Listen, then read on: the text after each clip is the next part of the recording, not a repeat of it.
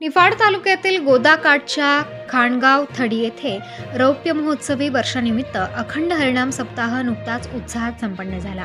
हनुमान मंदिर पटांगणात झालेल्या या सप्ताहाची सांगता हरिभक्तपरायण अमोल महाराज बडाक मालुंजेकर यांच्या काल्याच्या कीर्तनाने झाली।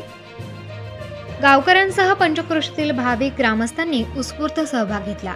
सप्ताहात हरिभक्तपरायण सोनाली करपे चकलांबा बीड, हरिभक्तपरायण कविराज महाराज झावरे, स्वरभास्कर बाळासाहेब महाराज रंजाळे श्रीरामपूर, हरिभक्तपरायण संतोष महाराज वनवे बीड, हरिभक्तपरायण अतुल महाराज शास्त्री तांगडगाव, हरिभक्तपरायण सोपान महाराज सानप हिंगोली, हरिभक्तपरायण शिवानंद महाराज शास्त्री चित्रकूटधाम पैठण या महाराष्ट्रातील नामवंत कीर्तनकारांची कीर्तन सेवा झाली आहे।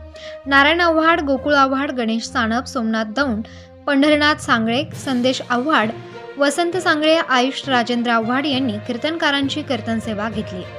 कैलासवासी बाळासाहेब पोपट आव्हाड यांच्या स्मरणार्थ महाप्रसाद वाटप करण्यात आले।